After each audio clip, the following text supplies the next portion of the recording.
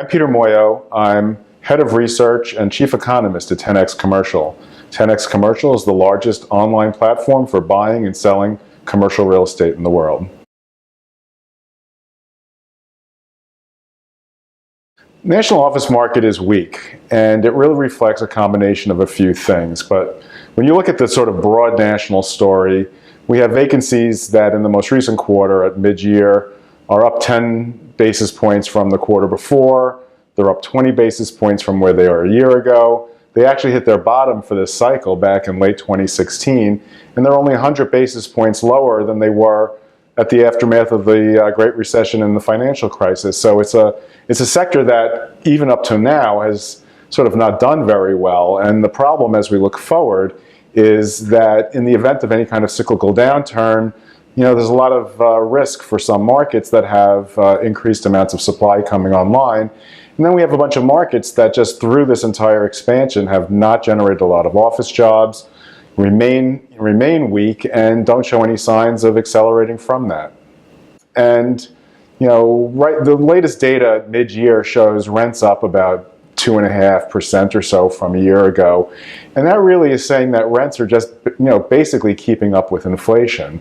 And so we're not seeing any real rent growth. And again, that reflects the fact that vacancies are at a very high level. Here we are at a stage in the second longest cycle in U.S. economic history. And with vacancies not having come down, rents have just sort of been languishing and not showing any real gains. Absorption has had the issue of two sets of office markets, sort of the haves and the have-nots.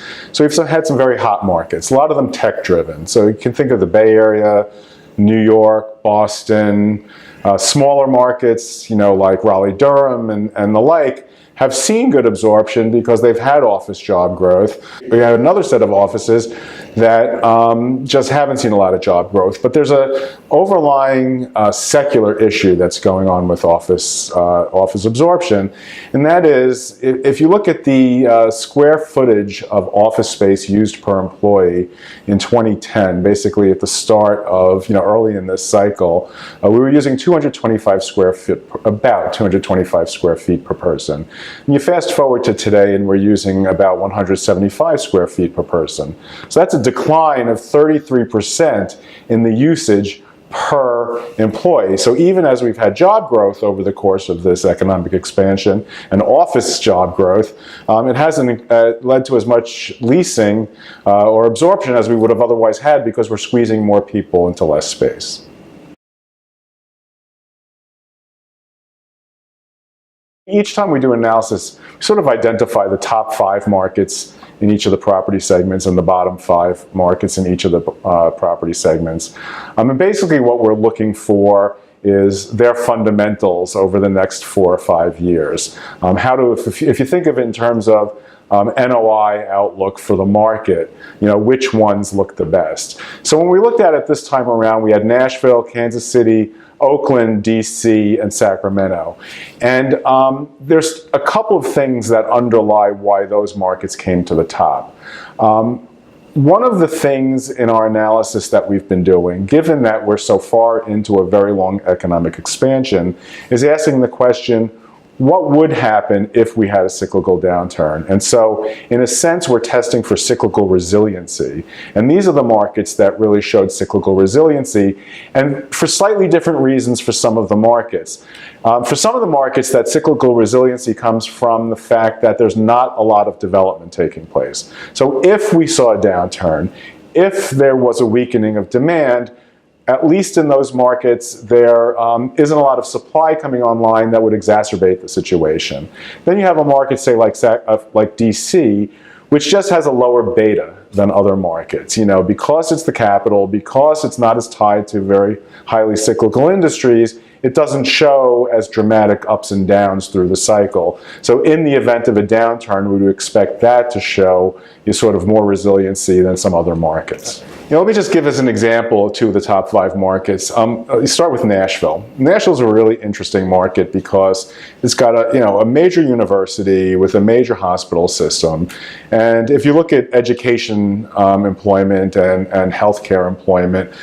In a market like that, it really is driving broader growth even more strongly. But it generates a lot of absorption, a lot of leasing, and tend to be less cyclical industries. Now, if we look at Oakland, basically one of the things that's happening with Oakland is it's getting a lot of overflow expansion, if you will, from its neighbors San Francisco and Silicon Valley.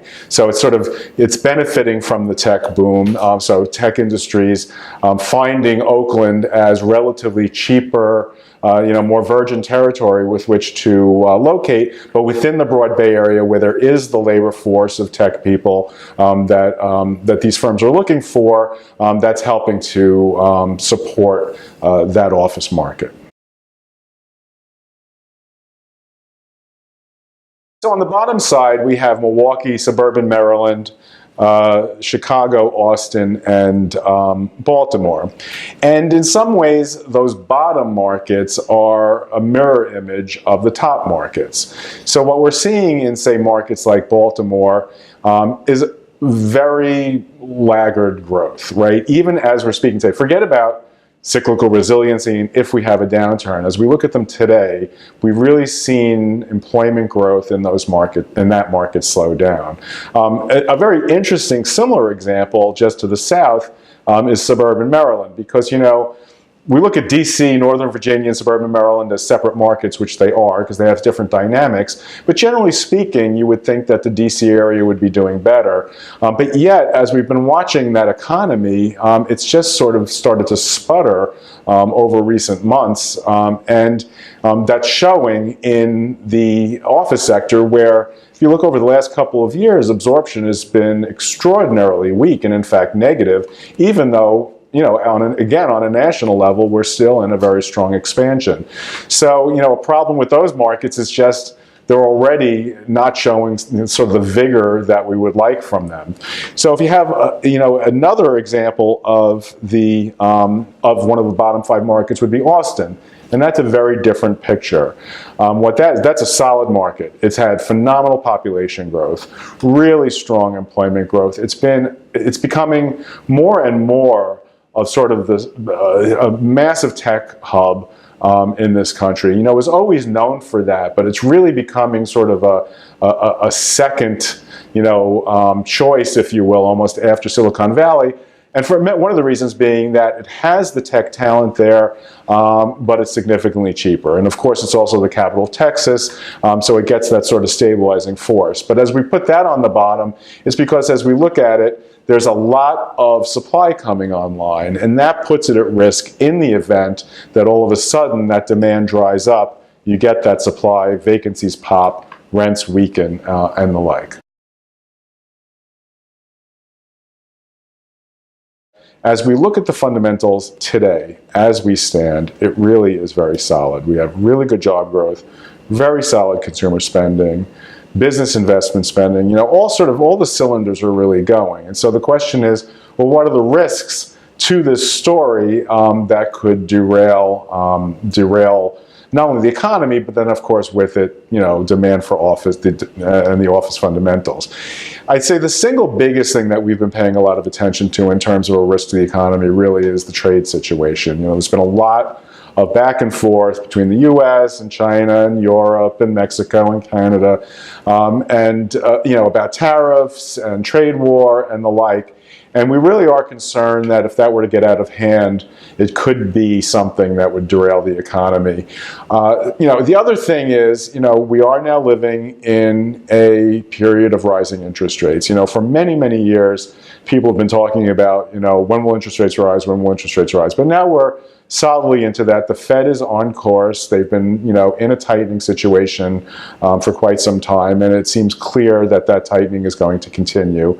And we're beginning to see, for the first time, sort of nascent signs of a bubbling inflation. And the combination of those two things leads to the possibility of interest rates going, perhaps, up further and faster than everyone's anticipating, to the point where it starts to bite back down on the economy, and we see things move in the other direction. So I'd say in terms of the risks, those are the two biggest. Now, the other interesting thing with the interest rate situation is how that plays out with cap rates. So we pay a lot of attention to cap rates, and we've been for some time very bullish on cap rates, because as we looked at them, the spread of cap rates over the 10-year Treasury rates was very wide, very high relative to their historical norm. And our thinking on that was and has been, and as it turned out has been the case, that as interest rates started to rise, we'd see cap rate spreads tighten, and that would enable cap rates to sort of withstand the early stages of rising interest rates. As we fast forward to today, though, we see cap rate spreads are now narrow. They're tight relative to their historical norms. And that, to me, leaves less wiggle room, right? There's less of a buffer, if you will, for cap rates to withstand further rises in interest rates. And what that means, and I think it's really already showing through to us in regards to valuations and pricing of commercial real estate, is that things have sort of topped out. They've been somewhat plateaued for the past year and a half or so. And so the question becomes, further rises in interest rates could really start putting increasingly downward pressure on U.S. Commercial real estate prices generally, and in the office market inclusive. Another thing that we've really been paying a lot of attention to in the office market is, of course, the story of much of this cycle has been CBD.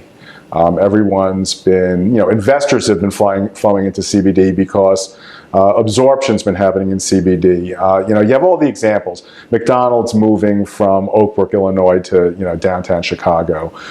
GE moving from Fairfield County to, in Boston. All these kinds of things, and it really reflects the fact that employers need and want to be where the workforce is. And today, the kind of workforce wants to be in central cities, in walkable areas, with mixed uses where there's shopping and you can live and play and work and the whole thing at the same time. But I think an interesting new development that we've been paying a lot of attention to that I think could really be a key story as we move forward and even into the next cycle, whenever that might be, and that is that not all suburban markets are created equal. If you look at the pricing of office pricing, but you break it out into CBD, but then you break out the suburban pricing into degrees of walkability, highly walkable suburbs, non-walkable suburbs. The walkable suburbs have done much better, seen much stronger pricing growth than the sort of non-walkable campus-like areas within the suburbs. And I think this could become an increasingly important trend as we move forward. As we watch the millennials, they've gotten married later, they're having children later, they like the urban environment, but at some point, as they do finally have children, as those children start reaching school age, they face the conundrum of, are the urban school districts good enough for the kids? Or are they going to, or can they afford private schooling within an urban area? And as those questions become more difficult, we can envision that the millennials will, begin to move into the suburbs, but not necessarily to their parents' suburbs, but to more walkable suburbs, to mixed-use kind of suburbs, suburbs with transit hubs and, the stores, underneath some apartments and that sort of thing. And so this urban suburban, you could call it, the walkable suburban, could be, I think, is already showing some interesting movement in regards to pricing and investor interest, and it's something that I think is worth watching as we look forward.